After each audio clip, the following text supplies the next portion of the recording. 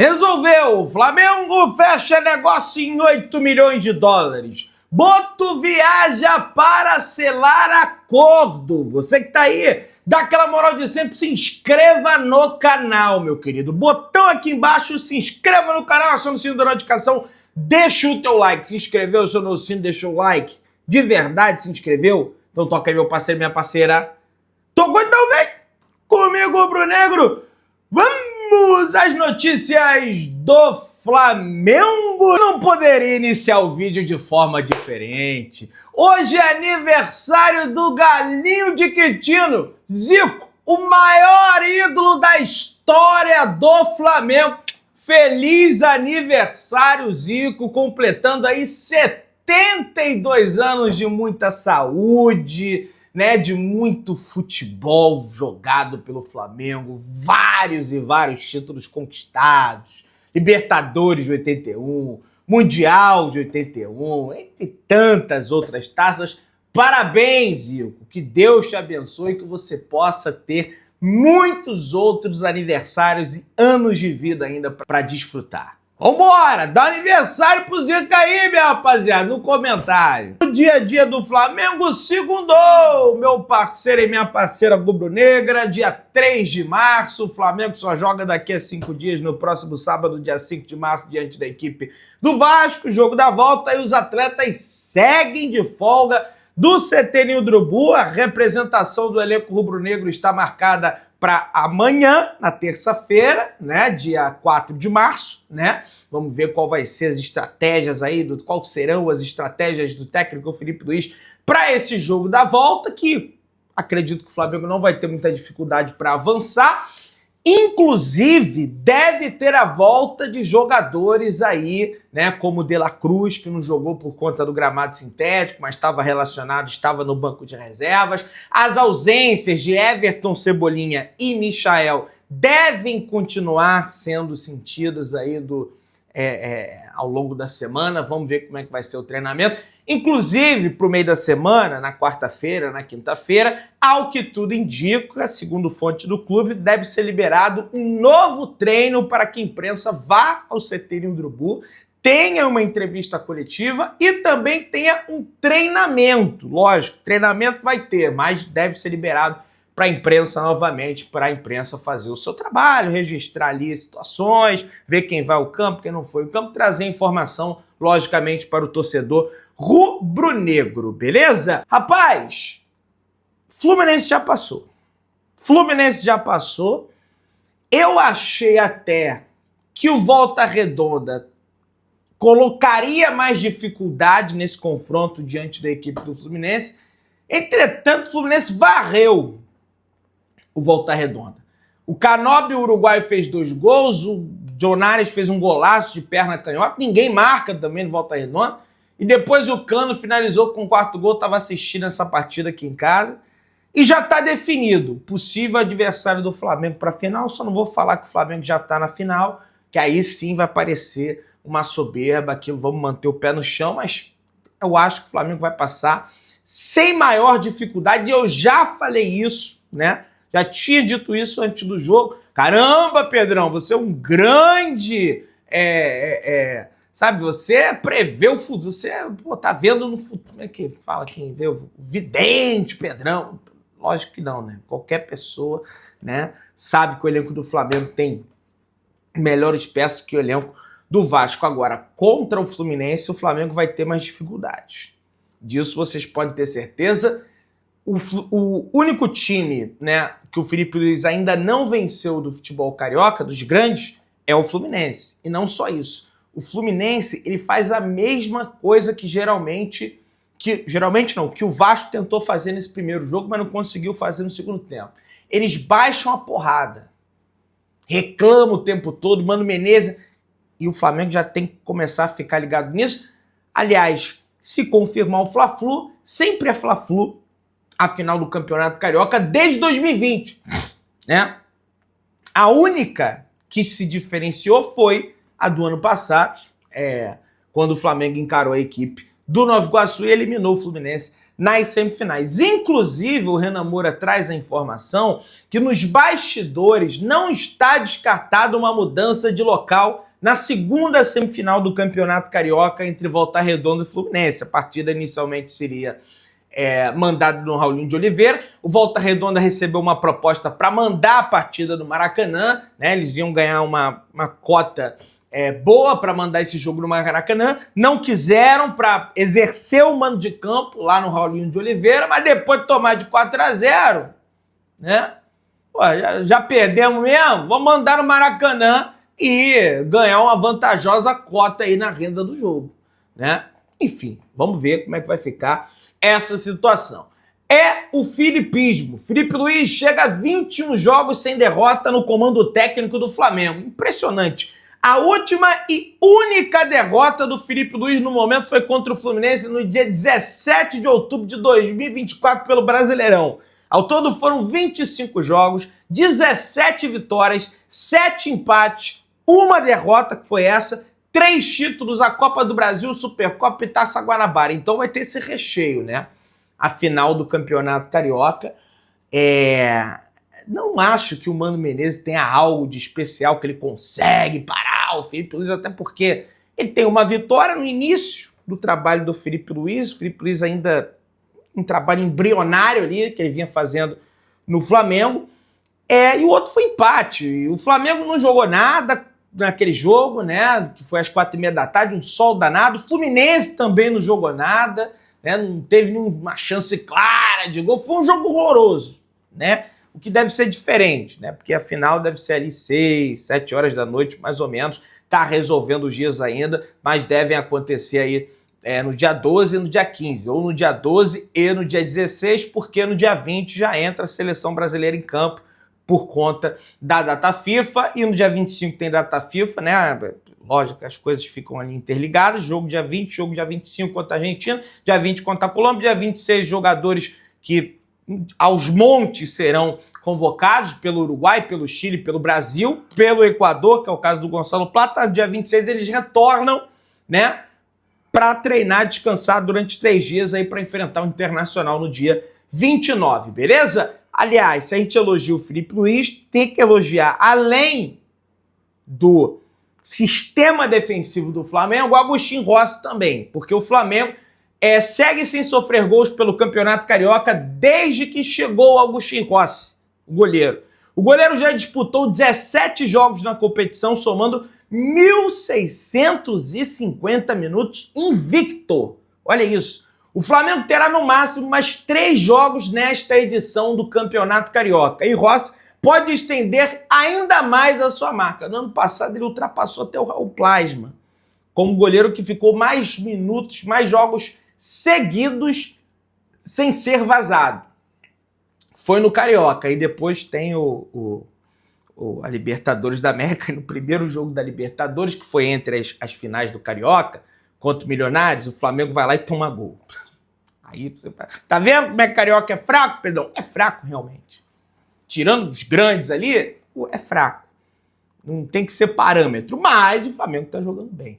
Apesar do primeiro tempo ruim diante da equipe do Vasco, mas tem um aspecto de gramado sintético, aquilo tudo que a gente já conversou, beleza? Meus amigos e minhas amigas, o dublador Gustavo Machado fez a leitura labial de algumas brigas que aconteceram no gramado na partida entre Flamengo e Vasco. Cara, aí você vê o absurdo. João Vitor do Vasco para o árbitro. É a primeira falta e você deu amarelo? A primeira, meu amigo, não importa se é a primeira, se é a segunda, se é a terceira. Você viu o que o Verratti fez a entrada que ele deu no jogador do Flamengo? A entrada que o Coutinho deu no Gerson, que aí depois o Pulgar revida, e tem aqui também. Aí o Arleu fala, só o capitão vem falar comigo. Aí o Verratti foi lá. Você não tem que falar comigo, você tem que falar com ele, né? Aí, após a entrada, aí depois que o Pulgar deu a entrada no Coutinho e falou, vamos, pegou na bola, foi na bola. Aí o árbitro mostrou o amarelo para o Pulgar. Por quê? Porque juntou um monte, né, de jogador do Vasco em volta do Bruno Arleu de Araújo, que falaram, o que é isso? Olha, o que é isso? P é essa? Olha isso, que não sei o quê, que entrada absurda. Olha a perna dele, aí você olha pra perna do Verratti, não tem nada. Tá lá, a perna do Verratti. Sem nada, sem nenhum arranhão, sem nada. Aí ele finge que olhou assim, aí deu no grito. Não dá pra ter hábito apitando o jogo, marcando coisa no grito. Né? Vamos ver para essa final quem vai ser escolhido. Apesar do Bruno Arleu ser um dos menos piores aí, tá? Que o de resto aí, nossa. José Boto deu entrevista ao portal jornal A Bola de Portugal e respondeu como seria o desempenho do Flamengo no campeonato português. E ele falou o seguinte: não gosto muito dessas comparações, porque podem soar ridículas, mas diria que, por exemplo, este Flamengo lutaria pelo título em Portugal. Este Flamengo, que nem foi construído por mim, mas onde estou hoje, lutaria pelo título em Portugal. O Palmeiras de Abel Ferreira também, de uma forma diferente, teria que se adaptar a jogar em gramado natural, mas acredito que essas 2 ou 3 equipes disputariam o título em Portugal e nos outros países. Não ficariam para trás. Até porque há uma questão de ritmo de jogo que se adquire na Europa, mas certamente estariam entre os primeiros colocados em muitas ligas europeias. Olha aí. José Boto também analisa como seria a vida dos portugueses, das equipes portuguesas no Brasil. E ele fala: há uma ideia errada, até pelos meios de imprensa aqui no Brasil, de que Benfica e Porto não lutariam pelo título no Brasil. Não digo as equipes atuais, mas o melhor Benfica, o melhor Sport, o melhor Porto, sim, lutariam pelo título no Brasil, sem dúvidas. E eu não tenho dúvida disso também. Tanto é que eu faço uma ressalva que o pessoal, não, Pedrão, porque já é garantida a presença do Flamengo nas quartas de final do Super Mundial, porque o Flamengo sendo líder tem que bater o Chelsea. Para ser o líder tem que bater o Chelsea. Aí pega no outro grupo, os 2 mais fortes é Bayern e Benfica. A tendência é que o Bayern passa primeiro, o Benfica segundo, a gente pega o Benfica, tranquilo, passa do Benfica, chega. Não é fácil ganhar do Benfica assim. Não é molezinha ganhar do Benfica, igual algumas pessoas. Eu sou torcedor, mas eu quero ser consciente. Tá? Se Super Mundial aí, meu amigo, não tem que ser prioridade 0, não. Prioridade 0 é Brasileirão e Libertadores da América. O Mundial é bônus, tá? E eu vou ao Mundial, a gente vai lá, vai fazer a cobertura, aquela coisa toda, né? Já tem até passagem comprada para trazer o material para você, mas não quero iludir ninguém aqui. Sonhar uma coisa, agora se iludir é realmente outra, né? A disparidade econômica é absurda. Pessoal, o José Boto ontem simplesmente falou sobre uma ordem que recebeu do presidente do Flamengo, Luiz Eduardo Batista. Uma ordem clara e direta, que é o seguinte: o presidente deu uma ordem para não negociar nenhum jogador com clubes brasileiros. O Flamengo está proibido de negociar atletas com clubes brasileiros. Por quê? Ou seja, não vender nenhum jogador sem ser à vista ou com garantias. Isso é pela má experiência que tivemos e pela demora da justiça em fazer justiça. Foi uma ordem do presidente que não podemos negociar sem garantias. O Santos não deu as garantias. Ou seja, para clube brasileiro, o Flamengo não vai negociar mais jogadores. Porque não pagam. E fora do Brasil também tem gente aí que não paga. Tem clubes fora do Brasil que não pagam também. Apesar da incidência ser menor. Porque aqui no Brasil o Corinthians não paga. Cadê o Mateuzinho? Já depositou o dinheiro do Mateuzinho? E deu garantia da Brax, hein? Mas caiu o dinheiro já? Não sei. Não saiu na mídia, não saiu na imprensa. O Santos não paga o Cuiabá. Aí contrata a Rolese. Aí só vai mudar a dívida de mão. A dívida está com o Internacional. Aí em vez de o Internacional dever o Flamengo, quem vai dever é o Santos? Que tá com o Neymar, Roy Laser, aí tá contratando o Thiago Maia, assumindo dívida com o Flamengo, mais dando dinheiro a mais, se endividando ainda mais. E aí acha que vai pagar? Cadê a CNRD para fiscalizar essa vergonha que tá acontecendo no futebol brasileiro? Só o Flamengo toma o remédio amargo de 2013, o Palmeiras também tem lógico, com a ajuda do Paulo Nobre, né, que foi um bilionário, acionista do Itaú, que injetou dinheiro no clube, mas depois o Palmeiras pagou a ele, mas ele teve um papel importantíssimo na recuperação financeira do Palmeiras. Tirando o Flamengo e Palmeiras, ninguém se habilita a passar por esse processo de ter times ruins para depois alçar voos maiores. Então o Flamengo não tem que vender mesmo ninguém para o futebol brasileiro, porque não paga. Gonçalo Plata bateu a meta contratual e o Flamengo vai investir 3 milhões e 900 mil dólares, né? 3 milhões e 900 mil dólares por mais 50% do atacante. Em agosto, o Flamengo comprou 50% de Plata junto ao Al-Sadd do Catar por 4 milhões e 100 mil dólares. Os clubes combinaram o seguinte: se o atacante disputar 1.500 minutos nos primeiros 12 meses de contrato, meta batida ontem, né, antes de ontem, aliás, na partida contra o Vasco, o Flamengo seria obrigado a comprar mais 50% do atleta por 3 milhões e 900 mil dólares, com pagamento em 3 parcelas. A primeira à vista, a segunda 12 meses depois e a terceira 24 meses depois. Com isso, totalizando 8 milhões de dólares por 100% dos direitos econômicos do jogador, informa o Vene Casagrande. Além disso, o Flamengo tem a opção de pagar 1 milhão e 300 mil dólares, tá? Ao Saad e fazer com que o time do Catar não tenha direito de mais-valia em uma futura venda de Gonçalo Plata.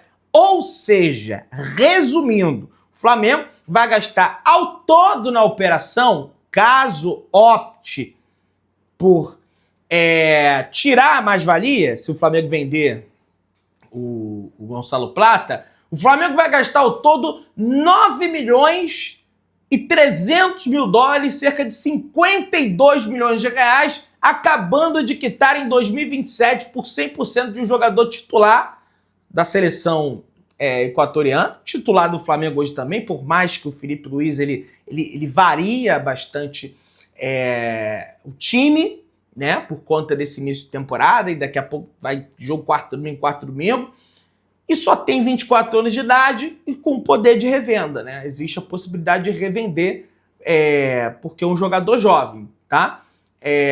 Eu acho que foi um bom, né? Até esse momento, a compra do Plata foi um acerto do Marcos Braz, tá? Porque foi um jogador que veio e agregou. Fez gol de título, teve participação decisiva na Supercopa do Brasil, aquela casquinha que ele dá. Só foi uma casquinha, tá? Mas ele deu a mesma casquinha pro gol do Gabigol aqui no Maracanã também, né? Lá enfim, não quero falar isso porque senão depois dá problema. Mas lá na Arena MRV, ele faz o gol de cavadinha, entendeu? E entre outros lances que ele participou também, né? Então, acho que valeu a pena, tá? Esse investimento que o Flamengo fez e vem fazendo. Segundo o próprio Vene, agora uma outra situação, Flamengo agenda reunião para fechar contrato com Jorginho, da equipe do Arsenal. E tá aí, ó. De acordo com o jornalista, o Flamengo enviará José Boto para uma reunião com o Jorginho durante a semana.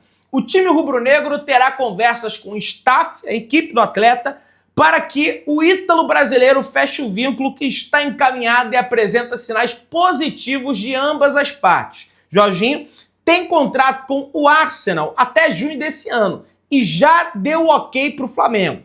Assim, o volante pode assinar um pré-contrato com o Mengão. Por outro lado, o mais querido e o próprio atleta respeitam o momento e o vínculo com os ingleses neste momento. Tá? Mas o Zé Boto já vai lá para garantir, ter aquele jantar, né, aquela coisa toda. O que o Marcos Braz fazia em outrora, né, em contratações, até mesmo de treinador, o Boto vai fazer. E vamos torcer para que dê certo, porque para mim, cara, o Jorginho é um baita de um jogador. Há jornais ingleses como The Mirror que já cravaram, né, o acordo, disse até que está assinado, mas vamos ter cautela aí e ver esse desenrolar durante essa viagem do Boto essa semana. Você que tá aí, se inscreva no canal, aciona o sino da notificação, deixa o teu like, tamo juntão, saudações rubro-negras.